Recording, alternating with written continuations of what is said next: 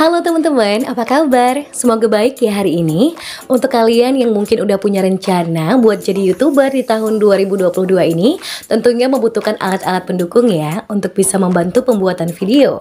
Seperti misalnya kamera, laptop, handphone, bahkan drone untuk pengambilan angle video yang lebih keren lagi.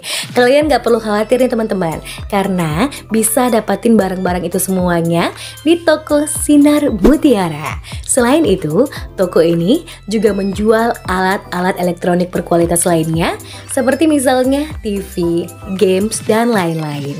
Teman-teman gak perlu ragu ya, karena barang-barang yang dijual di toko Sinar Mutiara ini dijamin bukan bekas bongkaran atau bekas servis. Perlu kita ketahui bersama bahwa toko Sinar Mutiara ini sudah berdiri sejak tahun 2006 dan terus bertahan hingga saat ini. Dan tentunya sudah terkenal aman dan terpercaya, serta merupakan toko handphone second terbesar di Indonesia. Yang lebih asiknya lagi nih, toko keren ini juga menjual dan juga membeli barang second berkualitas, resmi dan juga original. Bukan hanya itu aja, toko yang satu ini juga menerima tukar tambah. Toko Sinar Mutiara juga rutin loh untuk membagi-bagikan voucher setiap minggunya dan juga giveaway handphone setiap bulannya. Untuk informasi selengkapnya, teman-teman bisa cek ya di Instagramnya. Jadi jangan lama-lama lagi ya teman-teman. Kalau kalian butuh barang-barang tadi, segera kunjungi langsung tokonya yang beralamat di Ruko ITC Roximas, Blok C5, nomor 15 hingga 17, Jalan Kiai Haji Hasyim Asy'ari, Jakarta Pusat. Atau kalau kalian gak sempat datang langsung, bisa juga nih pesan melalui toko online Sinar Mutiara. Mereka juga ada loh akun Tokopedia, Shopee, dan juga Bukalapaknya. Kalau teman-teman mau lihat produk-produk yang lebih lanjut, bisa juga nih intip-intip dulu di Instagram ataupun juga di websitenya di www.sinarmutiarasel.com.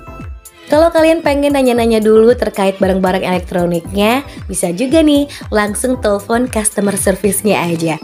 Tenang aja nih teman-teman, untuk semua link kontak-kontak yang udah Mirani sebutkan tadi, kalian bisa langsung lihat dan klik di kotak deskripsi di bawah ya.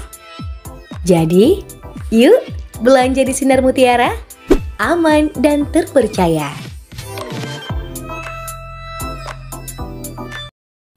Ini adalah sebuah kisah nyata yang berawal pada tahun 1971. Selamat menyaksikan.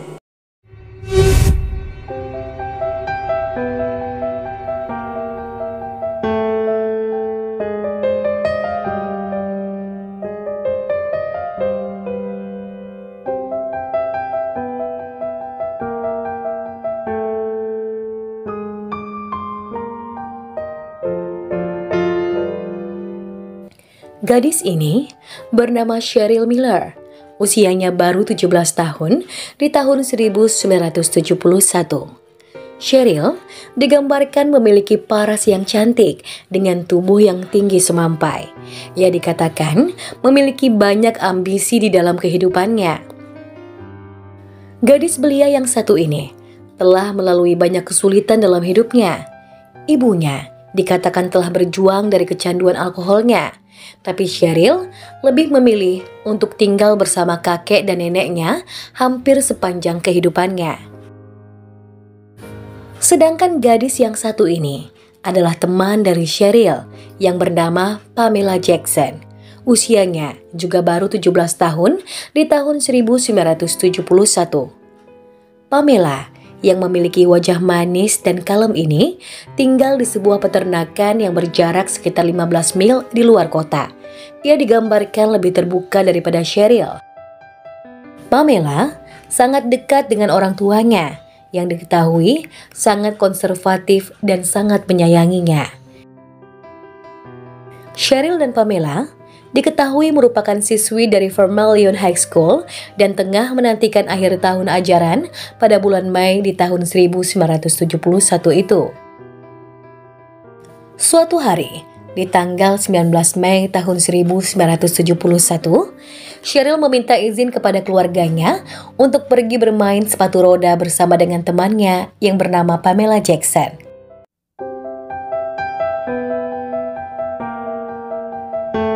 Sekitar jam setengah 7 malam, Sheryl kemudian mulai meninggalkan rumahnya untuk segera menjemput Pamela dengan menggunakan mobil kesayangan kakeknya, yakni Studebaker keluaran tahun 1960-an. Sementara itu, Pamela yang tengah menunggu kedatangan Sheryl ternyata juga telah memberitahu hal yang sama pada kedua orang tuanya, yakni akan bermain sepatu roda bersama dengan Sheryl nantinya. Pada jam 4 pagi, Ibu Pamela yang kala itu terbangun dari tidurnya merasa sangat kaget karena tidak melihat kepulangan Pamela sang putri di rumah mereka. Awalnya, ketika bangun, sang ibu melihat lampu rumah itu masih menyala. Ibu Pamela memang biasa tidak mematikan lampu rumahnya pada malam hari ketika hendak tidur, dengan tujuan agar saat Pamela pulang ke rumah dari aktivitasnya, rumah itu dalam kondisi terang, dan biasanya Pamela yang akan mematikan lampu rumah itu ketika ia tiba di sana.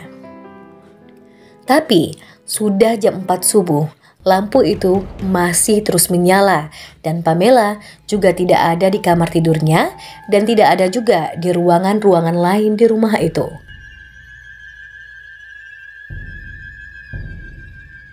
Pada pukul 7 pagi, di tempat yang berbeda, yakni di rumah Sheryl, kakak perempuannya yang bernama Rita mengatakan bahwa ada banyak kekacauan di rumah mereka.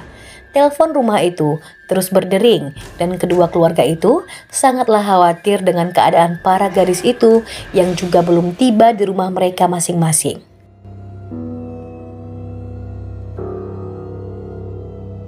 Setelah hampir 20 jam setelah Pamela dan Sheryl berangkat dari rumah mereka, tepatnya pada pukul 3 sore, dua keluarga itu mencoba untuk mengajukan laporan orang hilang kepada pihak kepolisian.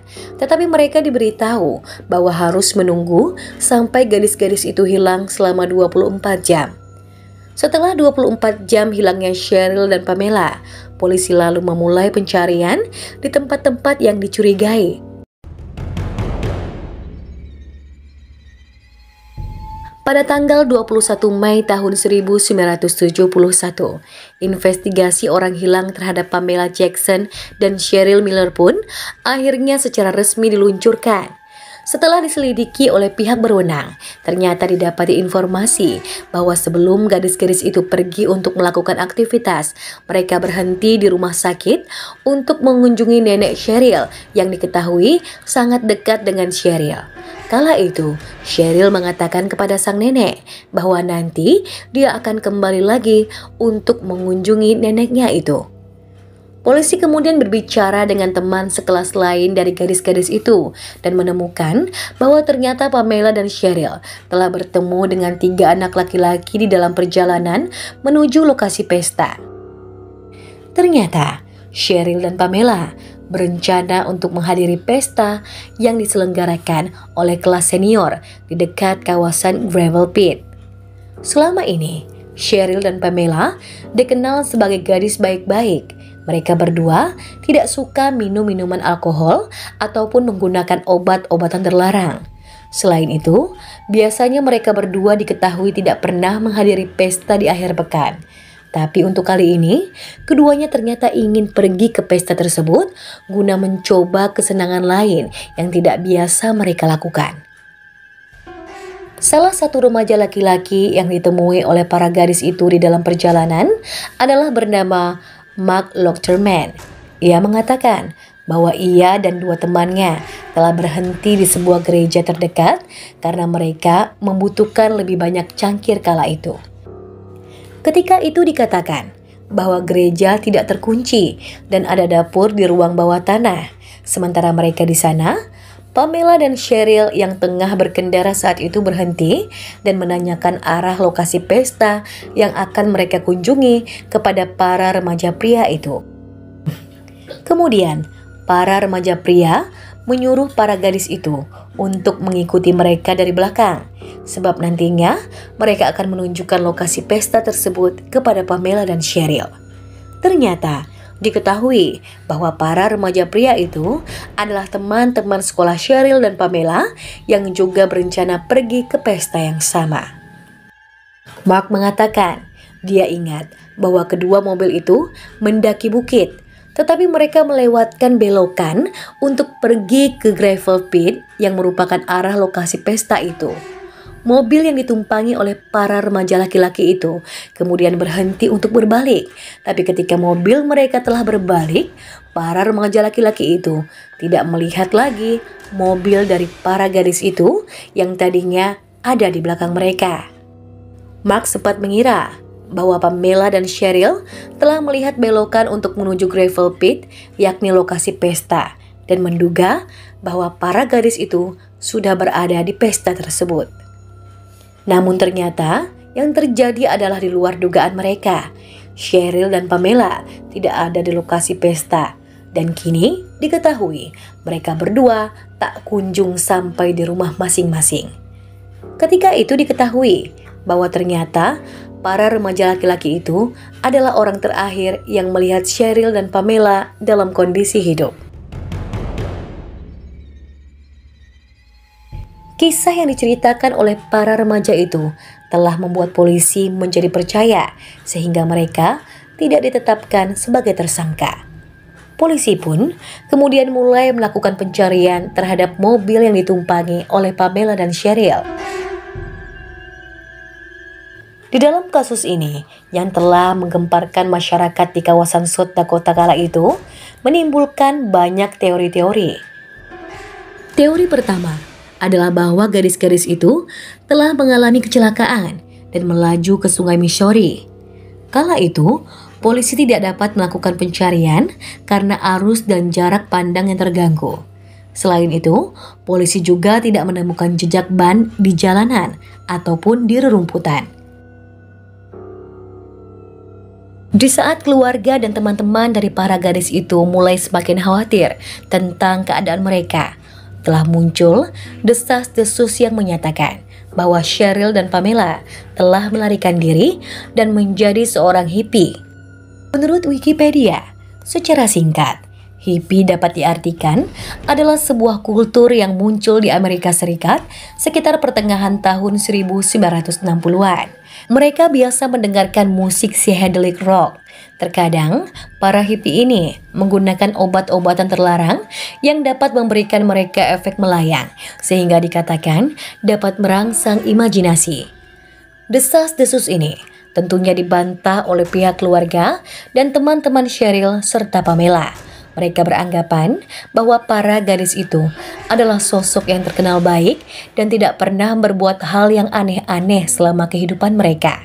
Bahkan untuk pergi ke pesta saja mereka sangat jarang. Sheryl dan Pamela memang terlihat seperti gadis-gadis desa pada umumnya yang sangat alami dan jauh dari kegiatan yang sering dilakukan oleh remaja-remaja di kota besar pada umumnya yang ada di Amerika. Kemudian ada lagi keterangan yang datang dari Rita yang merupakan kakak dari Sheryl. Ia mengatakan bahwa Sheryl memiliki mimpi menjadi seorang model dan ingin bepergian ke suatu tempat. Teori ini berada di urutan teratas untuk beberapa waktu. Selain itu, ada lagi rumor lain yang beredar yang mengatakan bahwa Sheryl dan Pamela telah pergi ke California untuk tinggal bersama dengan salah satu kerabat Sheryl di sana. Tapi tidak ada bukti bahwa gadis-gadis itu telah meninggalkan kota mereka. Sheryl dan Pamela bahkan belum mencairkan gaji milik mereka. Dan dengan kenyataan ini, keluarga percaya bahwa Pamela dan Sheryl sebenarnya tidak melarikan diri. Tapi meskipun begitu, polisi yakin bahwa gadis-gadis itu telah melarikan diri dari rumah mereka. Sebab ada informasi dari seseorang yang mengatakan bahwa Sheryl dan Pamela telah menerima tip dari salah satu tetangga Pamela. Orang itu mengatakan bahwa dia telah mendengar Pamela berbicara di telepon. Orang tersebut dapat mendengar sebab kala itu beberapa rumah telah berbagi saluran telepon yang sama. Jadi, tetangganya mengatakan bahwa dia mendengar Pamela berbicara dengan seorang pria bernama David yang ingin memotretnya. Para penyelidik pun kemudian mulai melakukan pencarian terhadap David, sang pria misterius. Pencarian ini mengarahkan mereka ke seorang pria bernama David Lycan. Pria itu dibesarkan di sebuah peternakan dan usianya juga masih muda, yakni sekitar 17 tahunan. Pada tahun 1990-an, David dihukum karena telah melakukan pelecehan secara fisik dan telah melakukan tindakan penculikan. Dengan hal tersebut, David pun akhirnya dijatuhi hukuman penjara selama 227 tahun penjara. Banyak orang yang mengenal David diwawancarai. Seorang wanita mengatakan dia telah melihat mobil Studebaker di peternakan David dan telah melihat dua wanita di dalam mobil. Satu terkulai di atas kemudi dan satunya lagi di kursi penumpang. Dengan adanya keterangan tersebut, akhirnya surat perintah penggeledahan terhadap kediaman David diperoleh pada bulan Agustus tahun 2004. Di properti milik David itu, mereka menemukan pakaian, perhiasan, dan dompet wanita. Namun, benda-benda tersebut tidak ada yang berhubungan dengan Cheryl dan Pamela. 2 tahun pun telah berlalu, tapi David masih menjadi orang yang sangat menarik perhatian polisi. Seorang teman satu sel David maju dan mengatakan kepada polisi bahwa David telah mengaku kepadanya bahwa kala itu ia telah menghabisi nyawa Pamela dan Cheryl. Dengan didapatkannya informasi yang mengejutkan tersebut, David pun didakwa atas tindakan pembunuhan dan penculikan dan ia akan diadili pada bulan Maret tahun 2008. Beberapa minggu sebelum persidangan dimulai, ditemukan hal mengejutkan lainnya. Ternyata informan yang merupakan teman David di dalam sel itu yang sebelumnya sempat mengatakan bahwa David mengaku padanya telah menghilangkan nyawa 2 gadis itu, kini mengaku bahwa ia telah memfitnah David dan mengatakan bahwa apa yang ia sampaikan sebelumnya tentang pengakuan David itu adalah sebuah kebohongan. Dengan pengakuan itu, sidang terhadap David pun resmi dibatalkan. Dan peristiwa hilangnya Cheryl serta Pamela telah menjadi sebuah kasus dingin yang tercatat di negara Amerika tersebut.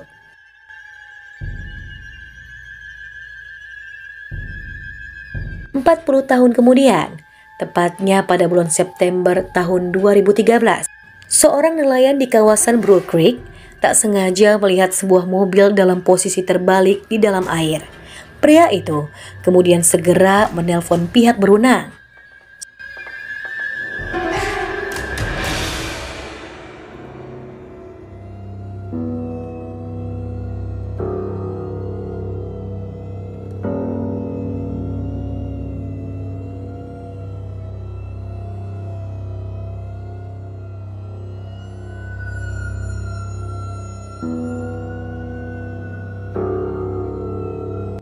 Setelah diperiksa, mobil tua itu ternyata berisi 2 jasad manusia. Tak butuh waktu lama, petugas dengan cepat mengidentifikasi jasad-jasad tersebut sebagai Cheryl Miller dan Pamela Jackson, yakni 2 gadis yang telah hilang selama 4 dekade. Hal itu terbukti dari ditemukannya SIM Cheryl yang masih sangat bagus di dalam mobil naas itu.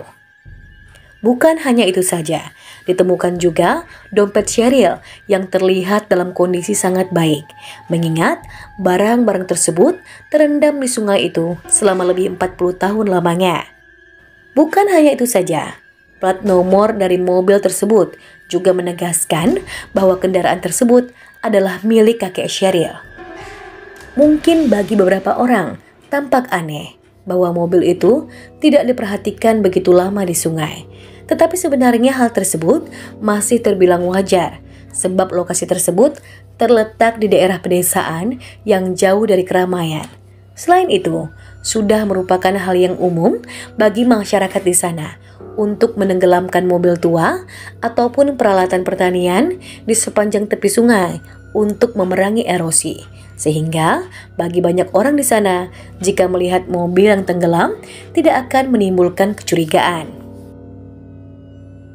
Selain itu, pada saat kecelakaan baru terjadi, mobil itu kemungkinan besar tidak terlihat karena volume air yang tinggi, sehingga bangkai mobil itu tidak terlihat ke permukaan. Diketahui, pada saat mobil naas itu ditemukan, ternyata kekeringan telah membuat perairan di kawasan Bull Creek itu jauh lebih rendah dari biasanya, sehingga menyebabkan ban mobil terlihat sangat jelas. Diketahui bahwa jembatan di dekat kendaraan itu telah rutin diperiksa setiap 2 tahun selama setidaknya 2 dekade. Pihak berwenang melihat bahwa salah satu ban mobil itu memiliki tapak yang sangat rendah, sehingga polisi berspekulasi bahwa ban tersebut mungkin telah pecah atau kempes saat tengah dikendarai oleh para gadis itu, sehingga menyebabkan berbelok dari jalan. Atau mungkin juga pada malam itu pandangan mata mereka terganggu akibat kegelapan di lokasi itu. Atau barangkali pandangan mereka terganggu akibat debu yang menyembul dari mobil yang ada di depan mereka. Jaksa Agung Marty Jackley mengatakan bahwa barang-barang pribadi milik korban yang ditemukan di lokasi beserta dengan DNA mereka telah digunakan untuk mengidentifikasi kedua korban itu, dan hasilnya konsisten dengan kecelakaan mobil. Hasil patologi forensik dan laporan antropologi menemukan bahwa tidak ada jenis cedera konsisten ataupun yang disebabkan oleh permainan kotor atau perilaku yang tidak pantas, sehingga disimpulkan bahwa kasus ini adalah akibat kecelakaan dan bukan akibat dari pembunuhan. Diketahui bahwa ayah Pamela selama ini tidak pernah menyerah mencari putrinya itu. Dikatakan bahwa ia sering sekali berkendara di sepanjang jalan pedesaan dekat lokasi pesta itu untuk mencari tanda-tanda keberadaan dari para gadis itu. Tapi sayangnya, dia tidak sempat melihat jasad anaknya untuk terakhir kalinya. Sebab ia ternyata meninggal dunia di usia 103 tahun, yakni 5 hari sebelum mobil itu ditemukan. Sejak kasus ini dinyatakan sebagai kecelakaan, Jaksa Agung South Dakota telah meminta untuk membuka 3 segel dokumen pengadilan dari penyelidikan kriminal yang sekarang telah ditutup. Salah satunya adalah kasus hilangnya Pamela dan Cheryl ini. Akhirnya, jasad kedua gadis cantik itu dimakamkan secara layak oleh keluarga mereka masing-masing. Saat itu terlihat keluarga dan juga teman-teman dari para gadis itu hadir untuk menunjukkan penghormatan terakhir mereka kepada Pamela dan juga Cheryl yang terkenal baik hati. Kini, keluarga dan teman-teman yang telah mengetahui bahwa keduanya meninggal akibat kecelakaan telah tenang karena melihat keduanya telah dikuburkan secara layak.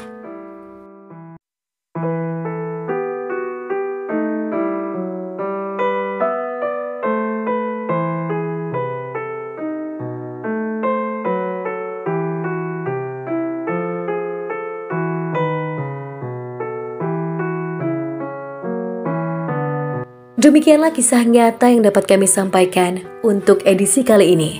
Semoga kita bisa mengambil hikmah dan pelajaran dari apa yang terjadi di sekitar kita, termasuk dengan peristiwa ini. Sampai jumpa pada video selanjutnya.